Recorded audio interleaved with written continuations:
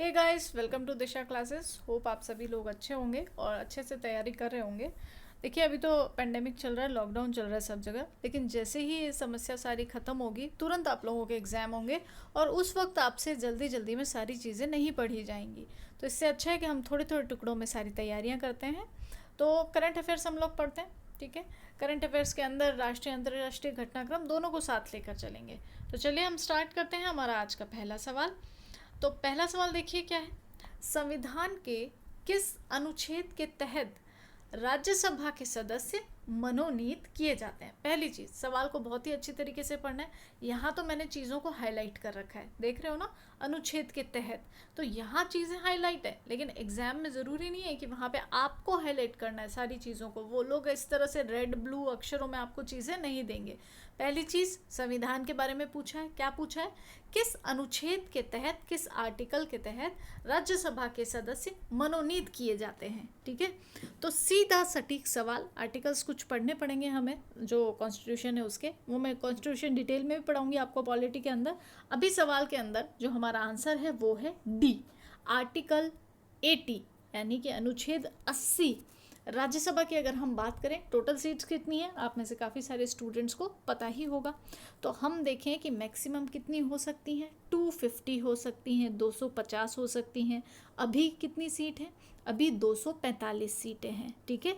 245 है। तो आपको ध्यान में रखना है कि अभी अगर हम देखें तो 238 जो हैं वो बाई इलेक्शन में होती हैं इसके तहत, और 12 जो है प्रेसिडेंट ऑफ इंडिया जो होता है, यानी कि 12 लोगों को वो क्या करता है, मनोनीत करता है ना। आपको ये चीज़ भी ध्यान में रखनी है। फिर अभी इससे रिलेटेड सवाल क्यों बन सकता है, क्योंकि आपको ध्यान हो कि इसके अंदर जो है ex chief justice of India है उनको सेलेक्ट किया गया था, जो कि कौन है, रंजन गोगोई। तो ये बहुत चर्चा का विषय रहा था कि भाई ये तो एक्स चीफ जस्टिस को आपने सेलेक्ट किया है, यानी कि जुडिशरी का व्यक्ति अगर इसके थ्रू राज्यसभा के अंदर मनोनीत किया जाता है तो वो किस तरीके से निष्पक्ष रहेगा, किस तरीके से सही तरीके से न्याय की चीज़ कह पाएगा। तो इस चीज़ को लेकर जो आपने देखा होगा कि 12th जो थे 12 मार्च 2020 को रंजन गोगोई को बनाया गया था।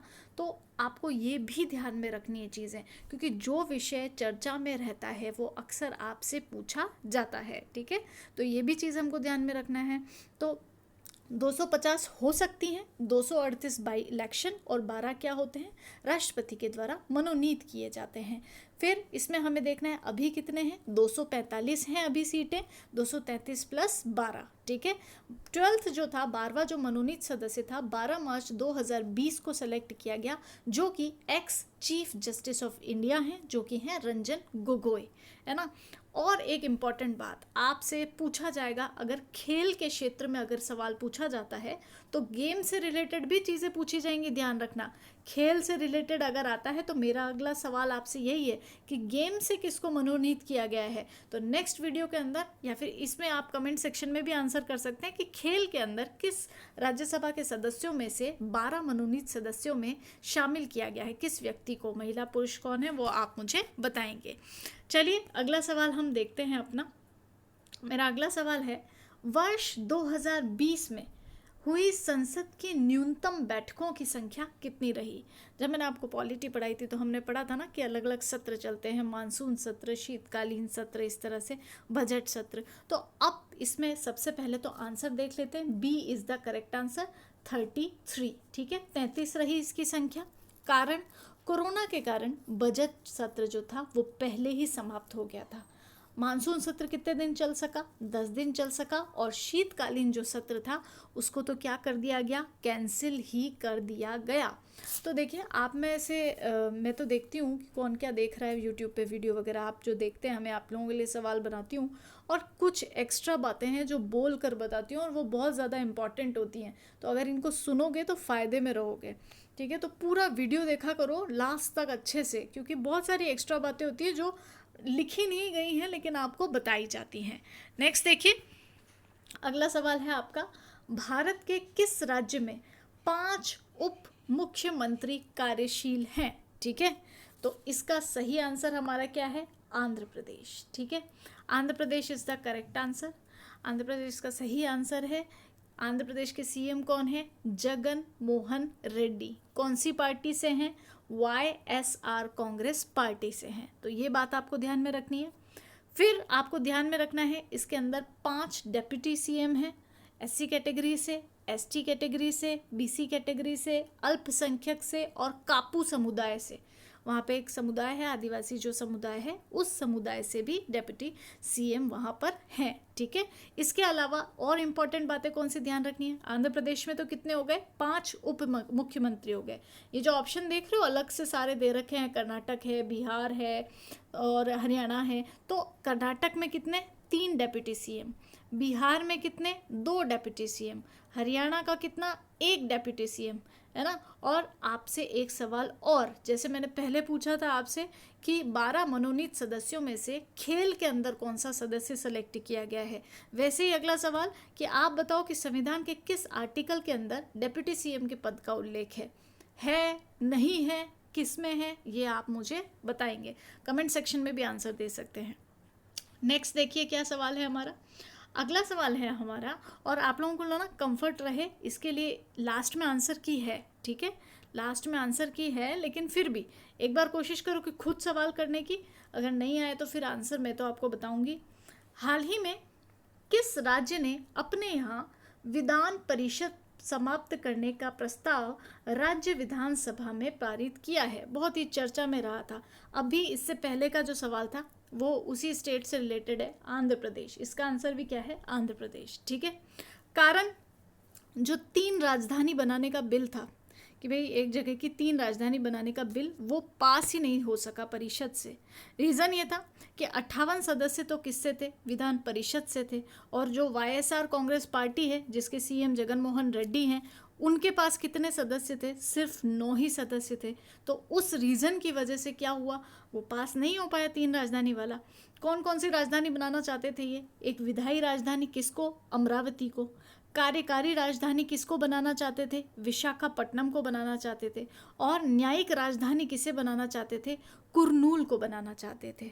ठीक है, तो इससे रिलेटेड भी मैंने आपको चीज़ें पढ़ाई हुई है कि किस तरीके से विधान परिषद के रास्ते बैकडोर एंट्री ली जाती है, किस तरह से सेलेक्ट होते हैं ये नेता वगैरह आते हैं। तो ये सारी चीज़ें आपको को रिलेट करके भी पढ़नी है, कॉन्स्टिट्यूशन के अकॉर्डिंग भी ये चीज़ें आपको पढ़नी पड़ेगी, क्योंकि जब पॉलिटी से रिलेटेड पेपर होगा तो उसमें ये सारी चीज़ें कई बार पूछी जाती हैं। फिर अगला सवाल हम करते हैं अपना। अगला सवाल देखिए क्या है। देश में सबसे लंबे समय तक मुख्यमंत्री रहने का रिकॉर्ड किसके नाम है? ठीक है, तो ऑप्शंस हैं नरेंद्र मोदी जी, श्री ज्योति बसु, श्री शिवराज सिंह चौहान, श्री पवन चामलिंग। ठीक है, तो 4 ऑप्शन आपके सामने, लेकिन सही आंसर क्या है हमारा? डी, श्री पवन चामलिंग। आप में से काफ़ी सारों को पता ही होगा कि ये कहाँ के मुख्यमंत्री हैं? सिक्किम के मुख्यमंत्री हैं। 23 साल 4 माह और 17 दिन का, यानी कि 23 ईयर्स 4 मंथ्स और 70 डेज का इनका जो है क्या था? कार्यकाल था। 12 दिसंबर 1994 से लेकर 29 अप्रैल 2018 तक इन्होंने क्या किया था? वहाँ पर ये कार्यरत थे। किसके ऊपर? मुख्यमंत्री पद के। तो सबसे लंबे समय तक मुख्यमंत्री रहने का रिकॉर्ड किसके नाम पर लिखित है? श्री पवन चामलिंग। इन्होंने किसका रिकॉर्ड तोड़ा है? वेस्ट बंगाल में जो थे श्री ज्योति बसु का रिकॉर्ड तोड़ा है, क्योंकि वो भी क्या थे? इतने लंबे समय तक वेस्ट बंगाल में मुख्यमंत्री थे। 21 जून और 1977, जहाँ तक मुझे याद है 1977 से लेके 6 नवंबर 2000 तक वो रहे थे वहाँ पर। उसके बाद में ममता दीदी आ गई थी। तो ये कुछ इंपॉर्टेंट फैक्ट्स हैं जो आपको ध्यान में रखने हैं, और ये इस तरह के सवाल आजकल पूछे जाने लगे हैं। नेक्स्ट देखिए, अगला सवाल देखिए। सर्वोच्च न्यायालय में मुख्य न्यायाधीश सहित, अब देखो कई बार हम जल्दी जल्दी पढ़ने में सवाल को गलत कर देते हैं। यहाँ तो मैंने रंगीन कर रखा है, कोई हरा, कोई नीला, कोई लाल पेन का प्रयोग करके। एग्जाम में आपको पेन को पेंसिल से अंडरलाइन करते हुए चीज़ें करनी है कि भाई सवाल है आपके पास में कि सर्वोच्च न्यायालय में मुख्य न्यायाधीश सहित न्यायाधीशों की अधिकतम संख्या। तो पहली चीज़ तो क्या नोटिस होगी? मुख्य न्यायाधीश सहित, यानी कि मेन जो है उनके साथ की बात हो रही है ना, मुख्य न्यायाधीश के साथ की बात हो रही है। अन्य न्यायाधीशों की अधिकतम संख्या कितनी हो सकती है? तो सही आंसर हमारा क्या है? सी। ठीक है, सही आंसर है हमारा सी, 34 हो सकती है। क्योंकि क्या था? सर्वोच्च न्यायालय में न्यायाधीशों की जब संख्या है, जब ये विधेयक 2019 में लाया गया था, तब इसके अंदर 34 इसकी संख्या कर दी गई। 33+1 ऐसे ध्यान में रखना है, 33 अन्य न्यायाधीश और एक जो है मुख्य न्यायाधीश। तो ये स्टार्टिंग जो है कब से हुई? 1947 से। तब कितने थे? 8 थे। ठीक है, अब कुछ एक्स्ट्रा बातें बोल के बता रही हूँ, चाहे तो नोट कर लो आप, इसको वीडियो पूरा देखोगे तो ही समझ में आएंगी चीज़ें। 1947 से, 1947 में 8 थे, फिर 1956 में 11 हुई, फिर 1960 के अंदर 14 हुई, फिर 1977 के अंदर 18 हुई, फिर 1986 में 26, 2009 के अंदर 31 एंड 2019 सर्वोच्च न्यायालय का जो विधेयक आया था उसमें इनकी संख्या कर दी गई 34। 33+1 एक मुख्य न्यायाधीश और 33 अन्य न्यायाधीश। ठीक है, क्लियर पूरी तरीके से? इसीलिए बार बार बोलती हूँ, पूरा देखो। अब अगला सवाल देखो क्या है। अगला सवाल है हमारा, वन्य जीवों की प्रवासी प्रजातियों के संरक्षण के लिए 13th कांग्रेस ऑफ पार्टी कोप। ठीक है, कॉप की फुल फॉर्म भी पूछी गई थी ना। अब इस तरह से कई बार क्या होती है, ये चीज़ें पूछ ली जाती है। तो ये जो कॉन्फ्रेंस ऑफ पार्टी है 13 का आयोजन भारत के निम्नलिखित में से किस शहर में किया गया है? पहली चीज, सवाल किसका है? वन्य जीवों की प्रवासी प्रजातियां, जो माइग्रेटरी एनिमल्स होते हैं, जो माइग्रेटरी बर्ड्स तो आपने सुना ही होगा। वो एनिमल्स में मतलब इसमें चिड़िया भी आ गई, इसमें पशु पक्षी सारे आ गए, सारी चीज़ें आ गई इसके अंदर। तो ऑप्शन में क्या क्या है? दिल्ली, मुंबई, बेंगलोर और गांधीनगर। तो सही आंसर तो देख लो पहले क्या है, डी, गांधीनगर इसका सही आंसर है। D is the correct answer. ठीक है, डी इसका सही आंसर है। फिर आपको क्या ध्यान में रखना है, यह भी हुआ था 17 से लेकर 22 फरवरी 2020 में। ठीक है, तो इम्पॉर्टेंट है, पहली बार ये हुआ है। संयुक्त राष्ट्र पर्यावरण कार्यक्रम, ठीक है, यूएनईपी के तहत इसको किया गया है। यूएनईपी की फुल फॉर्म भी सुन लो, यूनाइटेड नेशन एनवायरनमेंट ने ये प्रोग्राम किया था, यानी कि यूएनईपी ने संयुक्त राष्ट्र पर्यावरण कार्यक्रम इसे कहेंगे, पहली बार हुआ था, माइग्रेटरी एनिमल्स के लिए किया गया है। 17 to 22 फरवरी को 2020 को ये हुआ था। कहाँ पर? गांधीनगर में। पहली बार हुआ है इसलिए इम्पॉर्टेंट भी है। अगला देखो क्या है।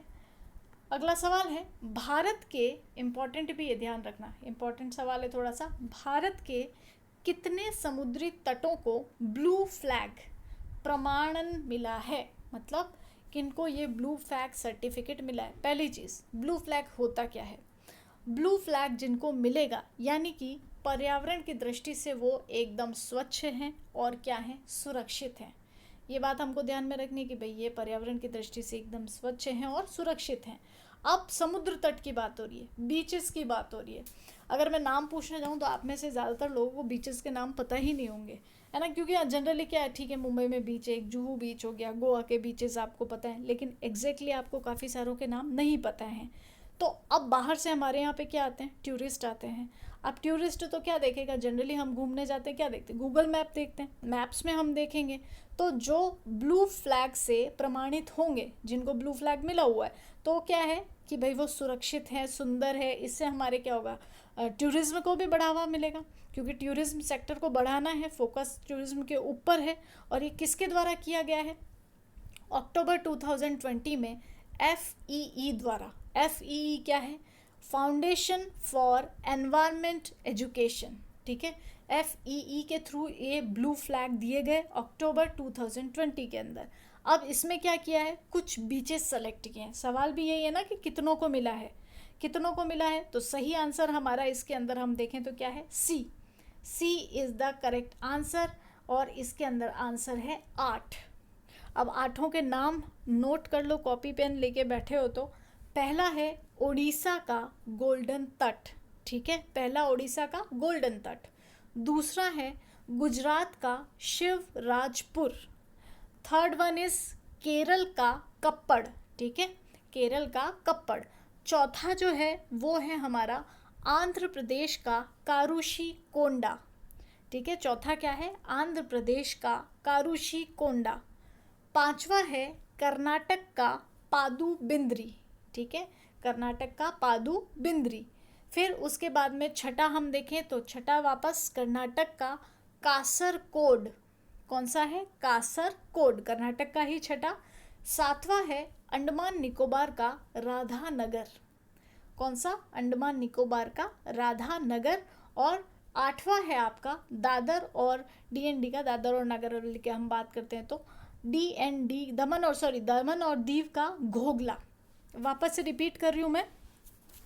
ओडिशा का गोल्डन तट, गुजरात का शिवराजपुर, केरल का कप्पड़, आंध्र प्रदेश का कारुशिकोंडा, कर्नाटक का पादुबिंद्री, कर्नाटक का ही दूसरा है कासरकोड, फिर अंडमान निकोबार का राधानगर और दमन और दीव का है घोघला। तो एग्जाम में ये भी पूछा जा सकता है, जैसे कि घोघला दे दिया, घोघला द्वीप कहाँ पर है? समुद्री तट। तो अब आपको पता होना चाहिए कहाँ पर है? डीएनडी में। डीएनडी में है और इसको क्या मिला है? ब्लू फ्लैग मिला है। तो ये सारी एक्स्ट्रा बातें भी एग्ज़ाम के अंदर पूछी जा सकती हैं आपसे। तो एग्जामिनर तो कुछ भी पूछ सकता है, लेकिन हमें सवाल के आगे पीछे सारी चीज़ें जो है उसको ढंग से पढ़ना है, ताकि हम उसको अच्छे से समझ सकें, उसको अच्छे से एक्सप्लेन कर सकें। नेक्स्ट देखिए अगला सवाल। अगला सवाल है हमारा, मरुस्थलीकरण से निपटने के लिए संयुक्त राष्ट्र संघ, ठीक है, पहले तो सवाल में क्या दे रखा है? मरुस्थलीकरण से निपटने के लिए संयुक्त राष्ट्र संघ का सम्मेलन COP14 भारत के किस शहर में आयोजित किया गया है? सीधा सा सवाल। और आपको लग रहा होगा ये 2021 के इम्पॉर्टेंट क्वेश्चन है, क्योंकि 2020 में तो कोई पेपर हुआ ही नहीं आपका। तो अब पेपर नहीं हुआ तो ऑब्वियस सी बात है यहीं से सवाल पूछे जाएंगे सारे। तो इसका सही आंसर ग्रेटर नोएडा, ठीक है, ग्रेटर नोएडा में हुआ। कोप की फुल फॉर्म मैंने आपको बता दी, कॉन्फ्रेंस ऑफ पार्टीज। अक्सर इस तरह की चीज़ें भी पूछ ली जाती है, ठीक है। मरुस्थलीकरण से निपटने के लिए किसके थ्रू?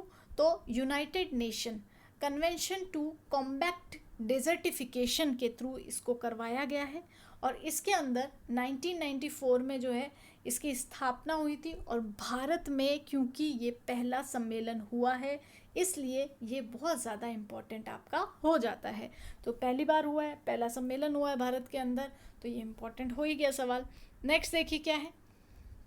अगला है सवाल हमारा, 20वीं पशुगणना में, पहली चीज़ तो ये, जब हमारी 19वीं पशुगणना हुई थी, पशुधन गणना, तो वो कब हुई थी? 2012 में हुई थी, ठीक है, 2012 में हुई थी। तो सवाल को इसी तरह से पूछा जाता है आपसे कंपैरिजन करते हुए, 19वीं पशुगणना कब हुई? पशुधन गणना 2012 के अंदर।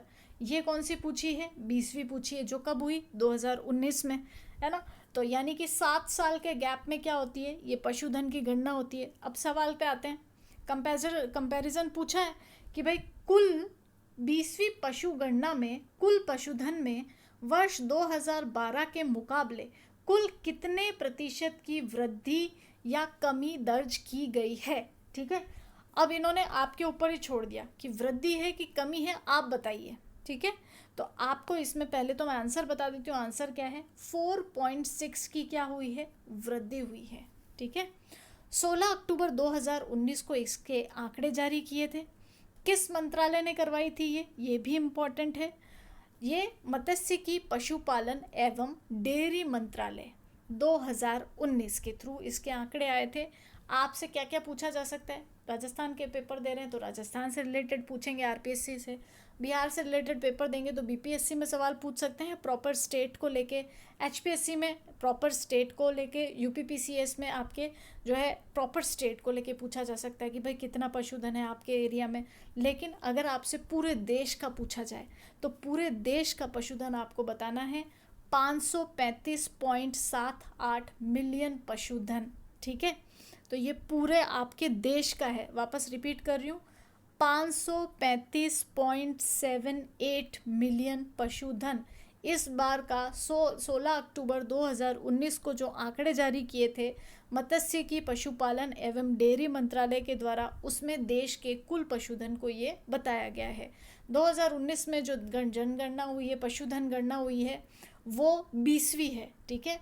और 2012 में जो हुई थी वो कौन सी थी? 19वीं। यानी कि 7 जो है आपके साथ, इसके अंदर 7 सालों के गैप के अंदर ये की जाती है। दूसरी चीज़, इस बार तो वृद्धि हुई है, तो 4.6% की क्या हुई है? वृद्धि हुई है। किसमें हुई है? पशुधन के अंदर, ठीक है। अगला सवाल देखो।